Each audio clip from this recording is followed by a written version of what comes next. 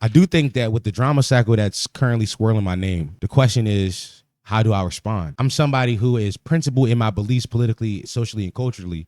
And I think that while I have the attention of you, I would like to point it to things I find important. On July 26, Chris Smalls was apprehended by Israeli forces. He was on a ship with 21 other people taking aid to the Gaza Strip, looking to give the people in Gaza needed supplies like baby formula, food, feminine products, things of that nature, like this everyday necessities that citizens would need. While on that trip, Chris Smalls was apprehended and was arrested by the Israeli government. He was released on July 31st. Upon his release, his lawyer saw him and saw that he was noticeably beaten, and there was 6 guards defending him, more guards than everybody else who was apprehended at the same time.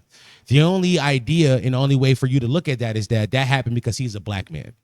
A black man who has stood up not just for the rights of the Palestinians and fighting against genocide, the same black man who was the co-founder of the first ever independent workers union in Amazon here in New York. This is who we're talking about. The United States government turned a blind eye to an American citizen being captured by armed forces when they were attempting to bring aid to people in need during a genocide. And part of their tactics is they have implemented a blockade. What a blockade is they're not allowing supplies to come in. And we're not talking about just regular supplies. We're talking about life-saving supplies, such as anesthetics, operating tables, scalpels, ventilators, organ systems, blood bay transfers. We're talking about essential supplies for reconstruction, cement, steel, glass, wood, pipes, power infrastructure like generators, solar panels, prefabricated structures, tents, batteries.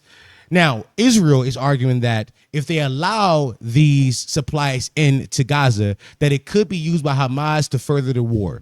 This is a tactic to further their genocide and make it look like a war. Not allowing supplies to citizens inside a war zone is a war crime stated by the Geneva Conventions of 1949. Article 23, you are required free passage of medical supplies and essential foodstuffs for civilians, especially children and the sick. We're not talking about a war here, ladies and gentlemen. And Chris Smalls risked his life to help people in need. The least you can do is donate to the link inside the description. I'll have a few links inside the description and some more information about the genocide that's happening inside Gaza and some of the tactics that the Israeli government is using to keep us unaware of all their evils, which is why last week or 2 weeks ago when the Nelk Boys had Netanyahu on, I talked about it and why I covered it, because that was propaganda.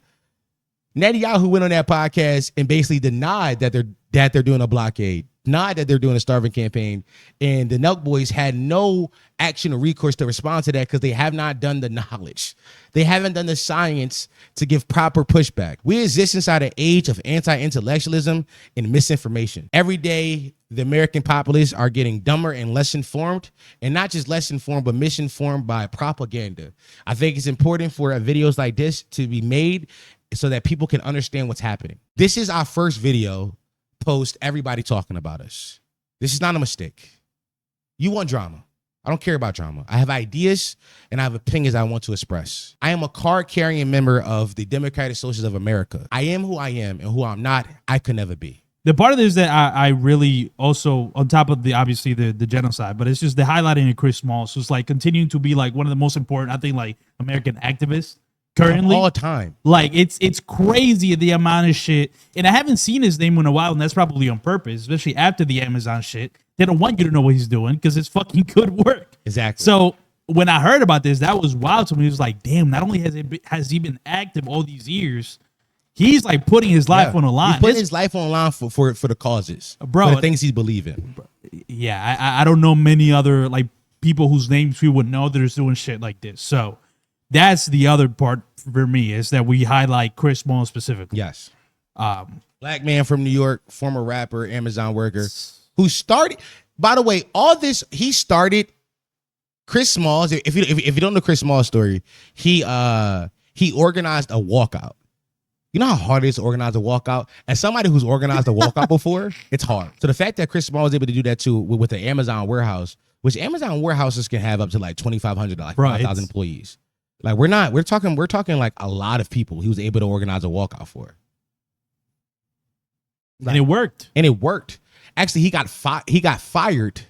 He got fired for doing it, and New York State ruled that was illegal. all this happened during the 2020 pandemic when everybody was at home and everybody had free money and everybody was just buying a lot of shit on Amazon. But Amazon workers were considered essential workers. I remember the basis of it was the working conditions. He was like, "Yo, we're not social distancing. We're like masks aren't provided. Healthcare isn't provided. We are fucked up in this joint. We need better working conditions." The peeing in bottle shit. I remember that was huge. Yeah. He got fired, and then the New York State said it was wrong, and it took 2 years from the time he started the idea of unionizing to actually doing it. Happened in 2022. Damn, that man's an American hero. Truly, I mean, truthfully. Yeah. So, truthfully, yeah. And not enough people are talking about it, and I think not enough people are talking about it because they don't know it. Now, granted, I've always said that on this channel when it comes to politics, I should not be your news source.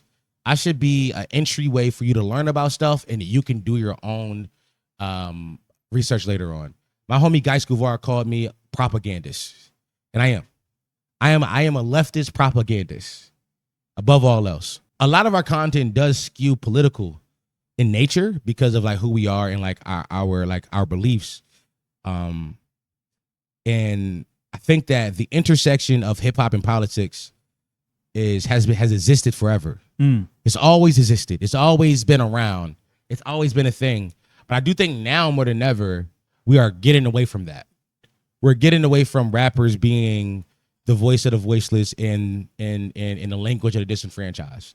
We're getting away from that, and we need to lean back into that. Especially at this time where that's probably the most needed, right? At this time when we're talking about fascism is on a rise in our country, we're currently funding a genocide. The FBI and CIA are funding psyops on our timelines to further divide black people of the diaspora. We need more of talks like this and less talks of drama farming. Potty mouth. Stop playing. Well, hello, potty mouth.